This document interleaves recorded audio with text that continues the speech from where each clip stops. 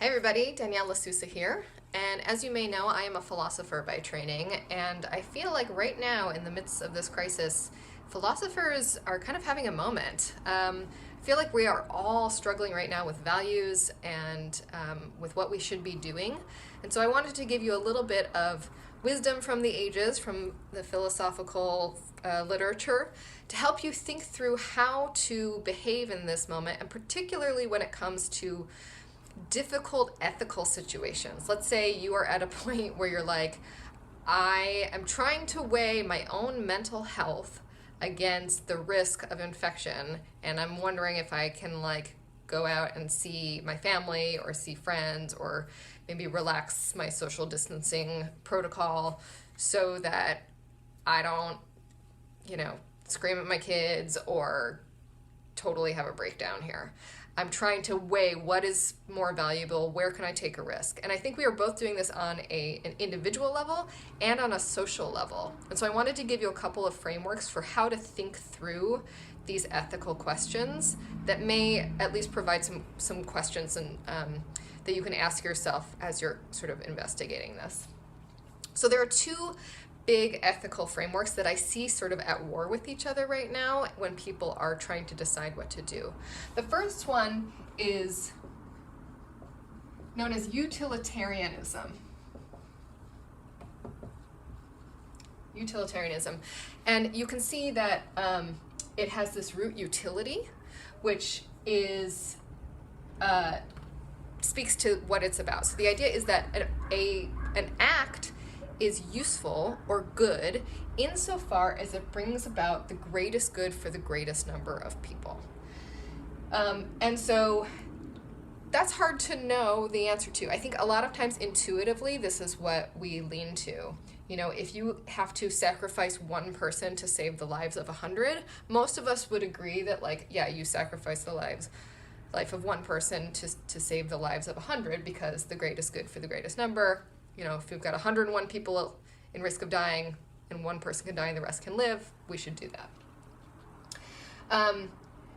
And so the problem with this, though, is that what does good mean exactly? How do we measure units of goodness?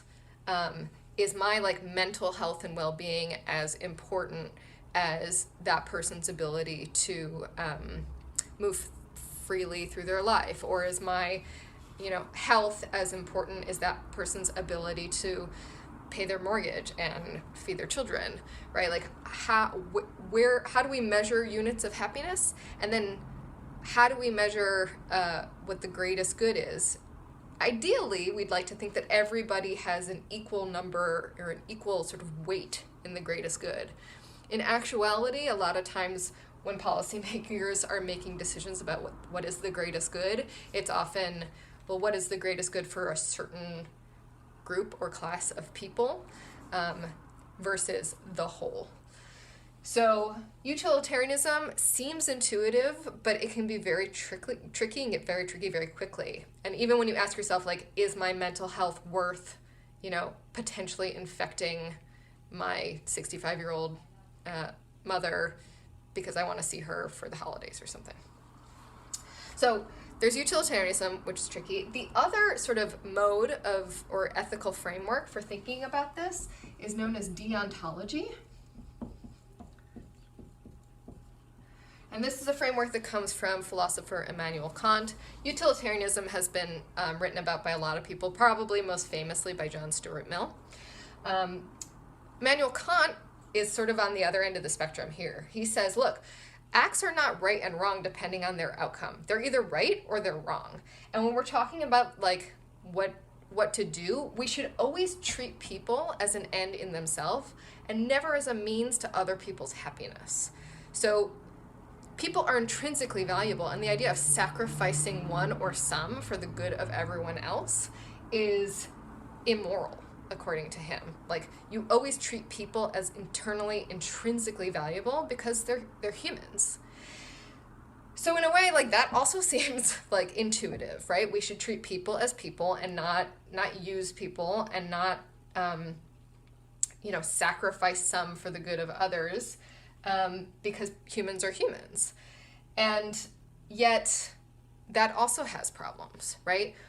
We as a society have decided that certain acts or certain activities are worth the sacrificing of some for others. For example, like cars. There's a certain number of people that die in car crashes every year. And we as a society have decided that driving and using cars is worth it. It's a greater good for a greater number of people to have those fatalities just happen, right? And so we've decided that it's worth sacrificing, even though we might want to say no, like a human life is a human life and it should be preserved. So when we're trying to figure out, like, do I always prioritize the needs of everyone, and do I always treat people as people? Of course, sometimes people's needs come into conflict with each other. What do you do then? It's really complicated.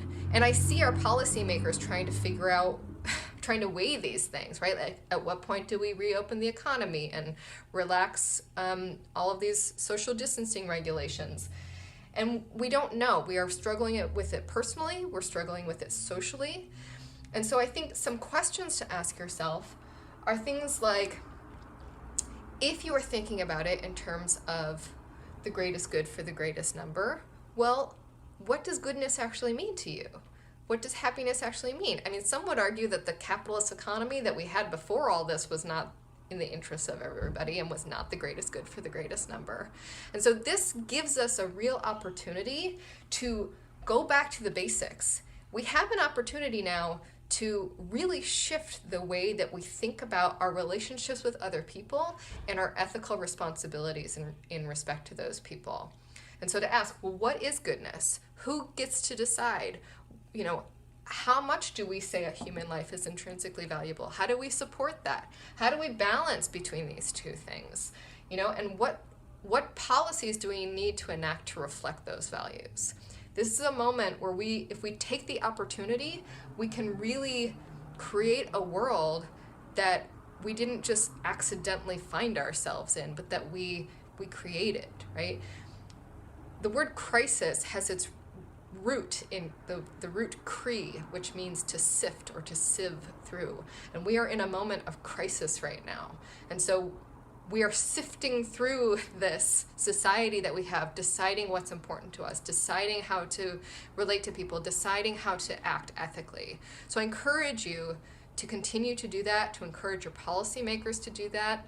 And if you want more guidance on that, come visit me at my website, DanielleLaSusa.com, and let me know what you think. I hope to see you there. Okay, bye.